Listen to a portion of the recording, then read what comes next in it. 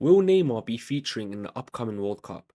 One of the greatest footballers of all time in many people's eyes doesn't have a guaranteed spot in the Brazilian national team for the World Cup. Do you realize how insane that is? If you said to me last World Cup he wouldn't be a guaranteed starter in 4 years' time for the next World Cup, I'd look at you like you're crazy, yet alone not making the team at all.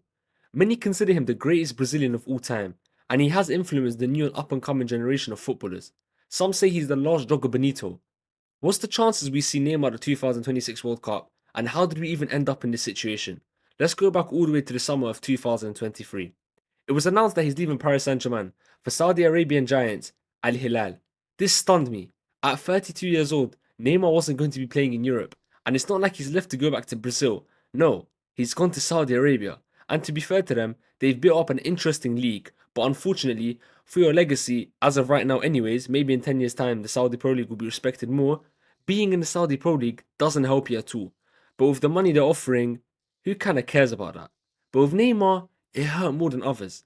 For me, it was fine to see players like Ronaldo, Benzema, Bono, Mendy, Koulibaly, and many others go. They're players who are basically at the end of their careers or don't have the same ability as Neymar to impact trophies, matches, and even win a Ballon d'Or himself potentially.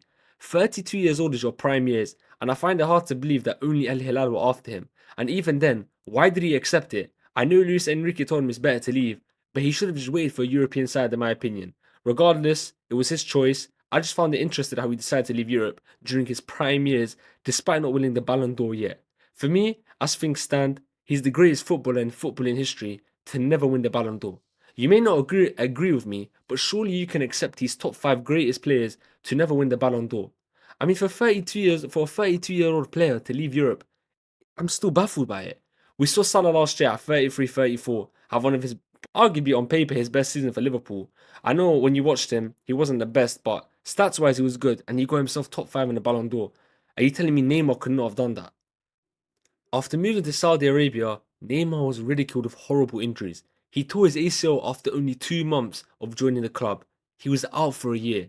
What a blow this was for Saudi fans, who are most likely excited to see him play. He only made 3 appearances, unfortunately, for Al Hilal due to injuries, and despite the club spending 97.6 million euros on him, the club and Neymar came to a mutual agreement to part ways. After this, I thought, okay, surely he's coming back to Europe, right? Wrong. He didn't. But this next move at least makes more sense. He joined his boyhood club Santos in Brazil. They agreed to a 6 month contract, and Neymar was back at his boyhood club. The aim was to escape relegation, as his boyhood club was struggling, but he himself was struggling with injuries and even match fitness. This wasn't the same Neymar we're used to seeing. The childhood image I had of this guy was long gone at one point last season. But towards the end of the season, childhood Neymar kind of returned. He started to pick up form and he helped his boyhood club avoid relegation. It was then later reported he was playing for a hamstring injury that could have basically ended his career had things have gone wrong because he would have been out for another year. That definitely would have ruined his World Cup chances, even though some would say it would be a bit rich to assume Neymar makes into the Brazil squad after not playing for almost 2 years. But he had helped his boyhood club avoid relegation and decided to extend for an extra year. However, despite Neymar picking up form and the younger players of the Brazilian national team idolising him, Ancelotti has left him out of multiple call-ups and has said as of right now, Neymar isn't part of his plans and he needs to get fit. In fact, he's repeatedly said so. Neymar's main objective should be to get fit. The world was going crazy, many saying there's no Brazil without Neymar, and a lot of Brazilians themselves astonished by the decision to even think of leaving this man out of the World Cup squad.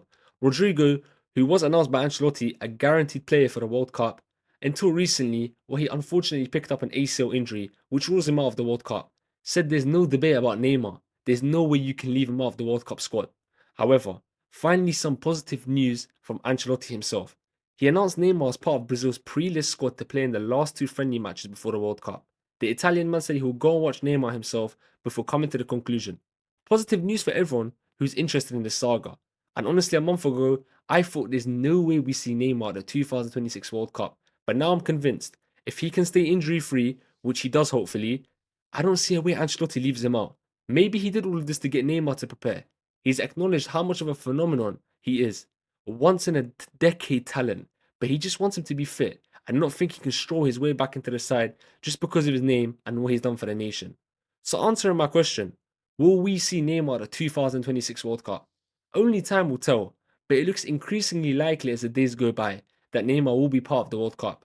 I do personally think that we'll see him at the World Cup as he's too good to leave out and he has picked up some match fitness. But that's the end of Ads Talks Ball everyone for today. Thank you for watching. Let me know what you all think as well.